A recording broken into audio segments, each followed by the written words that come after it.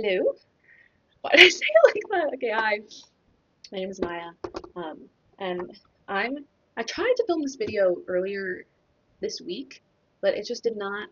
It just was not giving what I needed it to give. It turned out very like preachy. I did not want that because I literally am in no place to be preaching about this. So mostly what this is about is finding God later in life and kind of having to kill an old version of yourself, not out of malice or out of hatred for that person, but in the sense of really letting that person go so that I can come into the newest version of myself and this person who is following God, a lover of God. And so I feel like the first step for that is forgiveness and acceptance. And that took a long time because yeah, part of you dies in finding God, or it has to, because and you're wiped clean basically of everything that you had done before. But sometimes that doesn't fully register. You're still looking back at your old self and being like, why didn't she do better? Why did she not know what I now know? And accepting that that person was just doing the best they could with the information they were given, with the upbringing they had, with the friends they had, the influences that were around them, and then like hugging that person goodbye, basically like holding that person, hugging that person in your own mind's eye and saying like, you did the best that you could. I forgive you. I love you. I got to take it from here. And so that's forgiveness of the self, but also forgiveness of other people in your life who aren't seeing things the same way. Like you're not seeing eye to eye. I've been having that experience a lot where a lot of the old friends, old family members, relationships just aren't, we're just not aligned anymore. We're not seeing the same things. Things aren't making sense the way they used to. And it's easy to get frustrated and go like, well, let me help them. I know now, but you can't. You can't. They kind of have to figure it out for themselves, and you can try to be a friend, but then sometimes there's only so much you can do without crippling your own alignment or like stopping yourself from going further into where you need to go. And sometimes it can even force you to revert back, especially in friendships where it feels like you can't speak the truth. And I won't lie.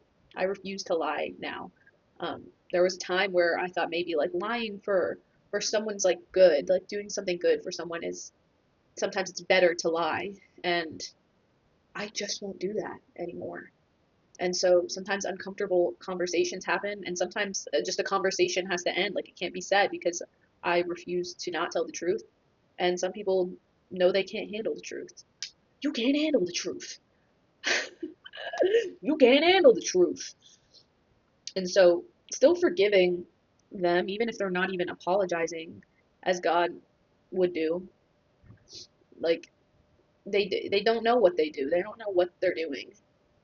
And so, holding that grace for people that don't get it and still don't even want to get it. That's the hardest part. Is it's like it's easy to like have grace for people who want to get it, but they just don't get it yet. But there are people who don't get it and don't want to, and you still have to hold grace for them. Next thing, finding community with others. I can see like I've made some new friends who are like into this, I guess, and a lot of them have been religious like their whole life, and that's cool, but I can also see where people have become repressed. And I'm looking at them and like they're very afraid. They're very afraid. They don't feel like they can be themselves. There's something very repressed, something very restricted about their behavior. And I could see it for myself too, like getting offended at like silly things or being like that's not good or like that's not gross, that shouldn't be on TV, but I'm like first of all, I'm like, maybe it's just not for me. That's number one. I'm like, okay, no, it like, it was so funny. I was like on a walk with some of these new friends, and they were like, I just feel like there should never be sex scenes. I don't ever want to see it. Like, and I was like, y'all know it's not real, right? Like, it's not real. It can't hurt you. They're like, yes, I have to cover my eyes and da da da. And I'm like, I was like, y'all know it's not real. And I get it. There are some like, there's definitely some stuff that's a bit overly gratuitous in the sense of like it doesn't even serve the plot. But then there are some things where it's like you know what you're getting when you watch it. Like if you're gonna put on Heated Rivalry, you know kind of what you're gonna get. Bridgerton, you know what it's gonna be. Like you don't have to put it on if that's like too much for you. And then Yeah, there are some things that I find overly gratuitous, but not because I find it offensive that they're having a sex scene, but just because I don't think it serves the plot. But I was talking about Marty Supreme, and I was like, yeah, there's a lot of sex in that, but like every scene like makes sense. It like serves the plot. It moves things forward. It like adds something to the movie, artistically, plot wise, character development wise. Everything like adds it. Every sex scene adds something. And so I see this with a lot of religious people. They'll just like blanket statement, this is true, and then like repress anything to do with a personality. And I don't ever want to be there. That's like a frightening thought. Sometimes I like, yeah, I meet people and I'm like, if I, oh my God, I don't want to end up like that. And I was like, I can sometimes feel myself sliding into those territories. But it's also helpful because I can see it very actively because I was never this way before. Like I was never religious before, and now like finding God, I can like see the distinctions. I can see when somebody is being like just like so legalistic or like Pharisee like, whereas like for me, I'm like, okay, let's just like look at the actual teachings. And that's also a big thing. A lot of people who are religious, call themselves Christians, call themselves Muslims, don't read their text.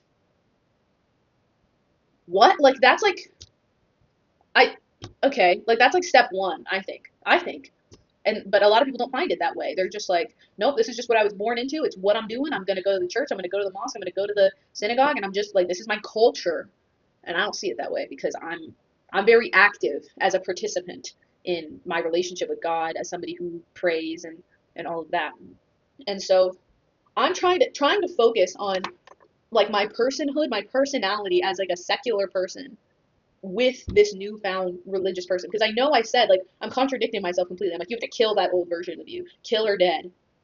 But obviously, I don't fully want that. I don't want that. And maybe that's something I'll have to figure out, and I might be wrong about that right now. But I think like I don't want to lose my personality. I don't want to like become like hitting you over the head with a book. No, like I just want my personal relationship to with God to mean something and to feel like I'm following God properly and in a way that feels good for me. And there are some things that don't feel good, and I can look back on my life and I can go, okay, yeah, not doing that again. Forgive myself because what'd she know? But now I'm not doing that.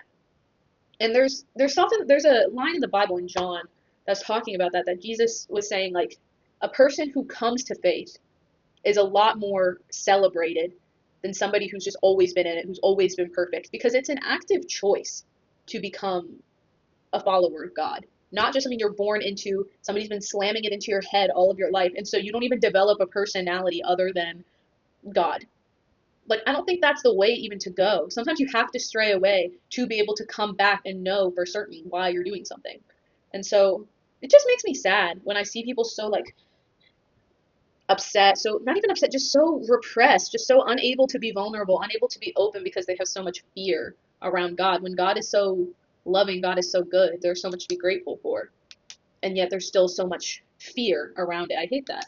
And so when I'm finding community with others, it's hard to not look at all, and I think a lot of people who grew up in church feel this, but like, and even me seeing it out now, it's hard to not see people and go, you're all like this, and I don't want to be like this, so I can't be a Christian or I can't be religious because I don't want to be like you.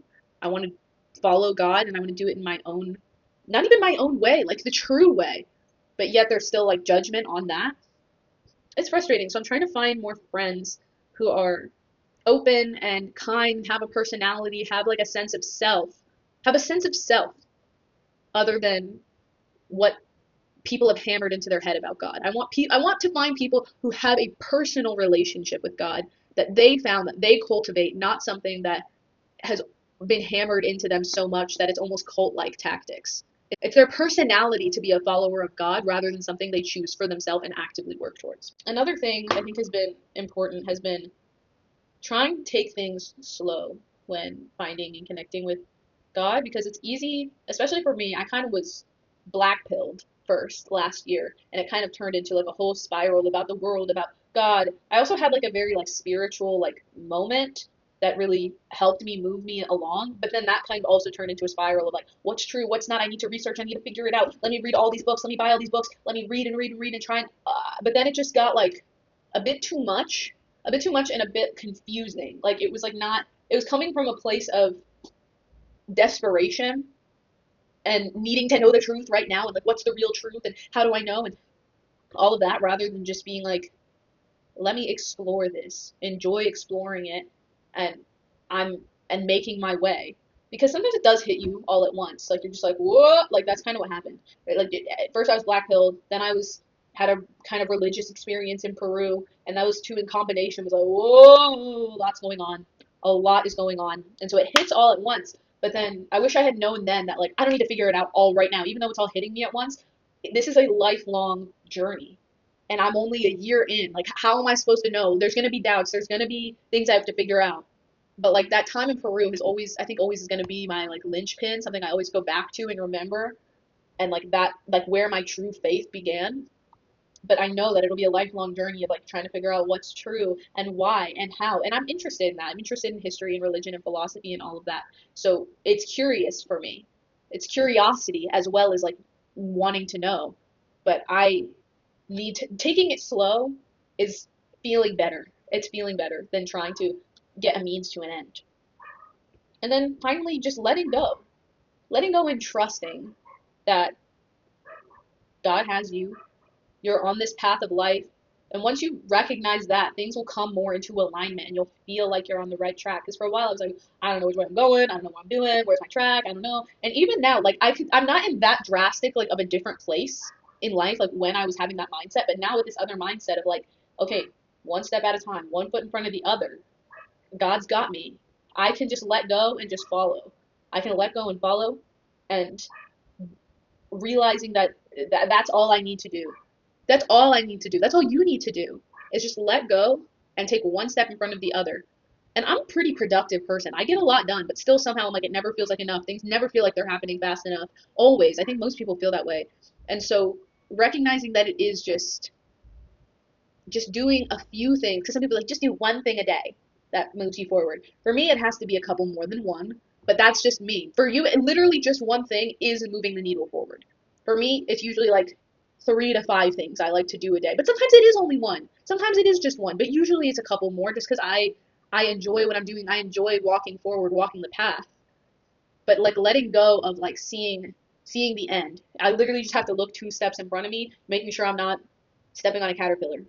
Like I don't have to step on the caterpillar in front of me. But that's all my focus is. I don't need to worry about what's up the road. I'm not there yet. I'm not there yet. And when I get there, I'll look at that road in front of me right there. And so it can be quite lonely having this experience, finding God later in life. I mean, I'm only 23, so I'm like it's not that late in life, but it's later in life than most people. A lot of people grew up in a church or grew up going to some kind of religious place, and I did not. And so finding it later in life has definitely been a difficult experience. It's lonely. It's going to these places of worship alone. It's reading alone. It's realizing like having to let go of people in your life who just don't get it and they don't want to get it. They don't want to get it. That's the hardest part. Like trying to talk about things, trying to talk about what I think to be the truth. Not saying that they have to, but they don't even want to hear it. That's the hardest part. When people don't even want to hear it, they don't even want to look at it. It's uncomfortable to look at anything other than what they already believe. And I know this because I went through this. I went through this over the past year of my life. Just refigure out, rewrite everything I thought I knew about the world and about life. And so I understand why people don't want to look at it, and I can have grace for them. But it is a lonely chapter.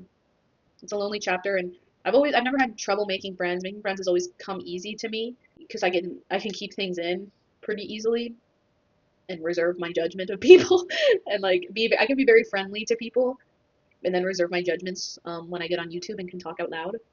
I want people to be happy, find God, enjoy life, take one step in front of the other, while also knowing that I may not have close best friends, and it may change over time, over the next few years of my life. But yeah, that's just been my experience recently. Um, if you have any similar experience, any advice even for somebody like me, that'd be cool. You can leave it in the comments. Thank you. Thank you for watching. See you next week.